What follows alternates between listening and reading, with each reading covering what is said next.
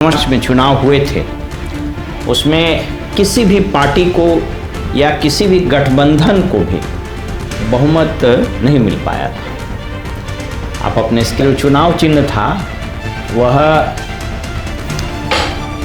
झोपड़ी का चुनाव चिन्ह था और उसकी चाबी लेके वो घूम रहे थे। परिणाम ये हुआ कि शांत किशोर के हाथ में तो नहीं चली जाएगी, क्योंकि कई लोग ये मान रहे हैं कि सिमट जाएगा। यानी आपके सामने मैं 2020 का चुनाव प्रतिशत रख देता हूँ।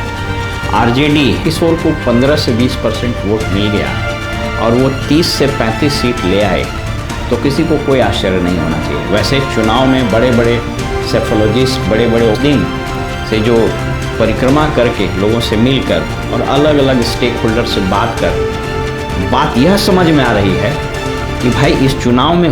नमस्कार, मेरा नाम है ओम प्रकाश यादव और आप देख रहे हैं वॉइस ऑफ रिपब्लिक। इस बार के विधानसभा चुनाव में तूफान और आंधी तो छोड़ दीजिए, धीमी धीमी हवा भी नहीं चल रही है और सारे राजनीतिक प्रेक्षक, सेफोलॉजिस्ट, पत्रकार ये हैरान हैं कि भाई इस बार किस गठबंधन को या किस पार्टी को बहुमत मिलेगा और कौन सरकार बनाएगी। मैं आपको आज से करीब 20 साल पुराने बिहार विधानसभा 2005 के चुनाव परिणामों की तरफ लेकर चलता हूं। 2005 में जो फरवरी मार्च में चुनाव हुए थे उसमें किसी भी पार्टी को या किसी भी गठबंधन को भी बहुमत नहीं मिल पाया था।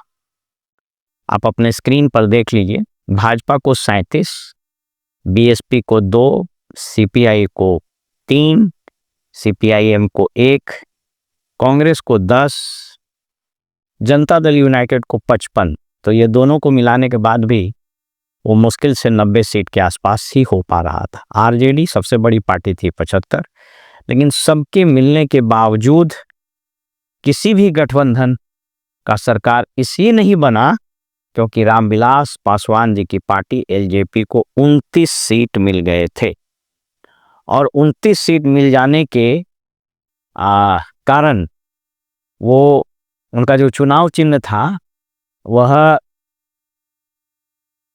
झोपड़ी का चुनाव चिन्ह था और उसकी चाबी लेके वो घूम रहे थे। परिणाम ये हुआ कि किसी की सरकार नहीं बन पाई, राष्ट्रपति शासन लगा और फिर नवंबर में चुनाव हुए और आरजेडी की सरकार खत्म हो गई। क्या इस बार वही स्थिति बन रही है?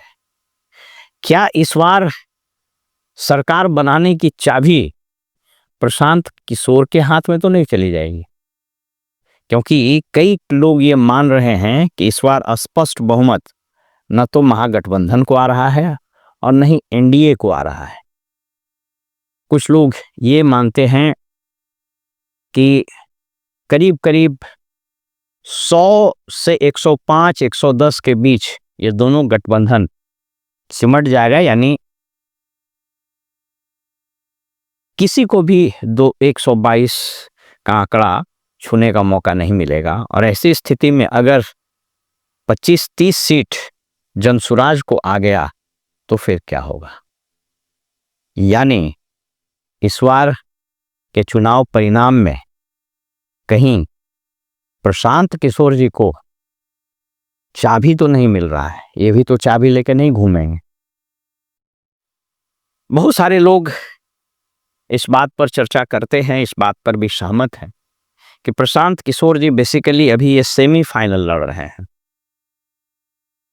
1 साल की पार्टी अगर 15 से 16% वोट ले आती है, इनफैक्ट उन्होंने बाई इलेक्शन में भी बता दिया था कि वो 10-11% वोट ले आ पाए थे।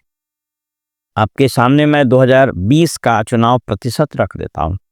RJD 23.50, BJP 19.80, JDU 15.70, Congress 9.60। यानी इतनी पुरानी पार्टियां अगर 10 से 15% वोट ला रही है। और ऐसी स्थिति में अगर प्रशांत किशोर को 15 से 20% वोट मिल गया और वो 30 से 35 सीट ले आए तो किसी को कोई आश्चर्य नहीं होना चाहिए। वैसे चुनाव में बड़े बड़े सेफोलॉजिस्ट बड़े बड़े ओपिनियन पोल फेल कर जाते हैं, तो मैं किस खेत की मूली हूँ। लेकिन विगत सप्ताह 10 दिन से जो परिक्रमा करके लोगों से मिलकर और अलग अलग स्टेक होल्डर से बात यह समझ में आ रही है कि भाई इस चुनाव में हो क्या गया है। न तो हवा है, न तो बयार है, और तूफान की तो बात ही छोड़ दीजिए। तो अगर समंदर में लहर नहीं हो तो इसका दो ही मतलब है। इसका मतलब है या तो समंदर बड़ा शांत है या फिर समंदर के नीचे सुनामी उठ रहा है। तो अगर बिहार का चुनावी माहौल शांत समंदर जैसा है तब तो इस बार हंग असेंबली बन सकता है, यानी त्रिशंकु विधानसभा। लेकिन यदि ऊपर समंदर के ऊपर जो लहर है वो शांत है लेकिन नीचे में सुनामी बह रहा है, तूफान उठ रहा है, तो चुनाव परिणाम कुछ भी हो सकता है। बहरहाल सारे राजनीतिक गठबंधन दोनों, महागठबंधन और एनडीए दोनों में टिकटों के बंटवारे को लेकर के घमासान मचा हुआ है। और हमेशा की तरह राजनीतिक रिश्ते में घर वापसी वाले जो शब्द हैं वो फिर से उछल करके मीडिया में आ रहे हैं। अरुण कुमार जी की घर वापसी हो गई। के गार्जियन आदरणीय विजय चौधरी जी यहाँ उपस्थित हैं। हम लोगों के भाई और बिहार सरकार के मंत्री परमादरणीय अशोक चौधरी जी यहाँ उपस्थित हैं। हम लोगों के पार्टी के राष्ट्रीय कार्यकारी अध्यक्ष और राज्यसभा में सदन के नेता परमादरणीय संजय झा साहब यहाँ उपस्थित हैं। आज प्रदेश अध्यक्ष के हम लोगों के पार्टी के लोकप्रिय प्रदेश अध्यक्ष उमेश कुशवाहा जी यहाँ उपस्थित हैं। संजय गांधी जी, आदरणीय ललन सराफ साहब, एमएलसी संजय सिंह जी और तमाम उपस्थित सज्जनों, आज इस अवसर पर हमारे पार्टी के वरिष्ठ नेता और पूर्व नेता आज फिर से पार्टी में शामिल हो रहे हैं। इस अवसर पर उपस्थित हैं डॉक्टर अरुण कुमार सिंह जी। उसके बाद संतोष कुशवाहा बोल रहे हैं कि मेरी भी घर वापसी हो गई। बेलहर में जदयू के एमपी हैं गिरधारी यादव, उनके बेटे आरजेडी में आ गए। चेतन आनंद चले गए उधर, उनके पिताजी कह रहे हैं मेरी भी घर वापसी हो गई है। तो ये घर वापसी और गृह प्रवेश तो अभी चलता रहेगा।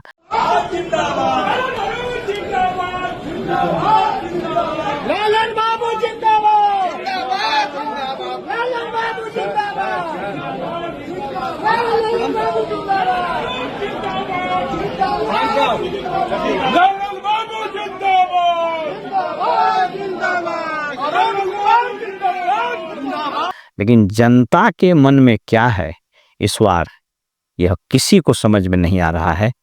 कहीं यह बिहार के मतदाताओं की मैच्योरिटी का द्योतक तो नहीं है।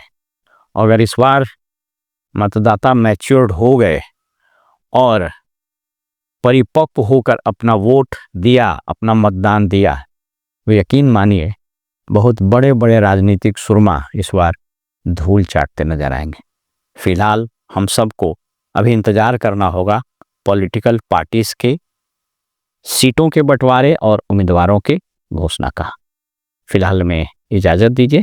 नमस्कार।